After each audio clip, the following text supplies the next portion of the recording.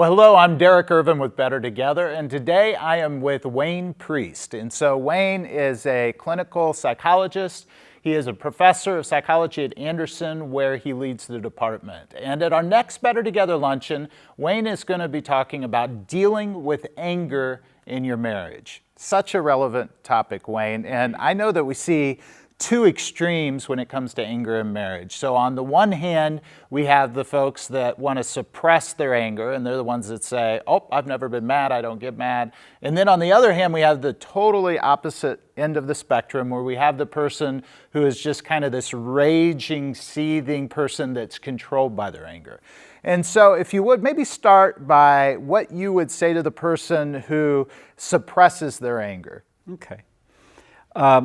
For the person who suppresses their anger, part of what I want to say to them is that your anger is normal. God has given us anger. In certain scripture verses or versions of the scripture in Ephesians 4, it says, "Be angry, yet do not sin."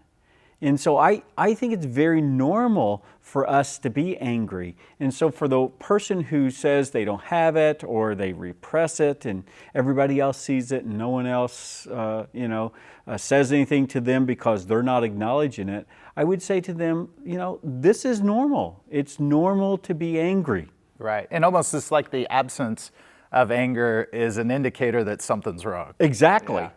I think if you live intimately with another person, you're going to be angry.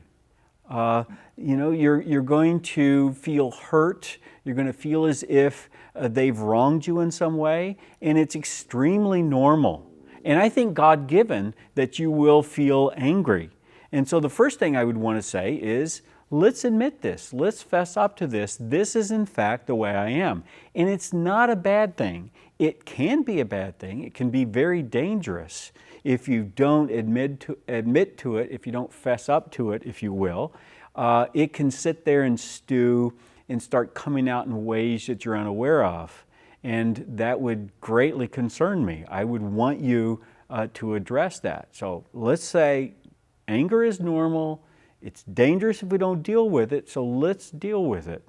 Yeah, no, that's great. So what about the other end of the spectrum? So what about the person that is just kind of this raging individual who's totally controlled by their anger and is kind of a scary person to be around?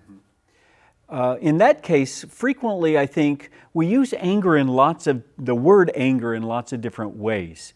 It can describe your feeling, it can describe a mood, it can even describe an attitude.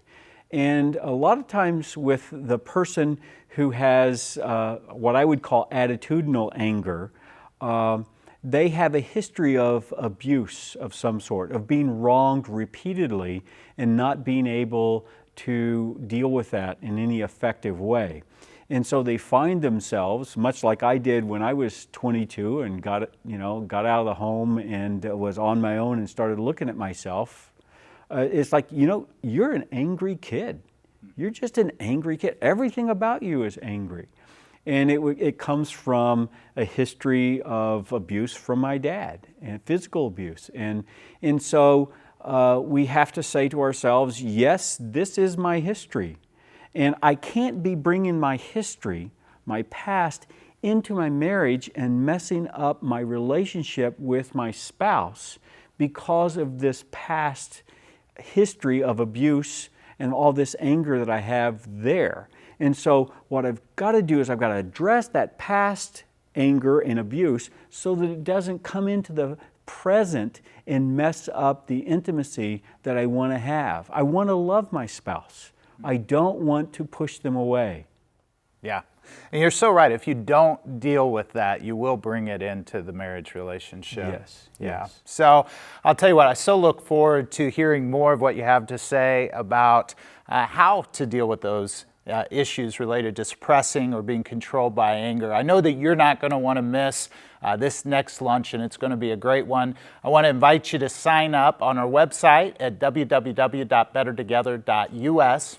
Remember, you can come individually, you can come as a couple. We'd love to have you at our next luncheon. We'll see you then.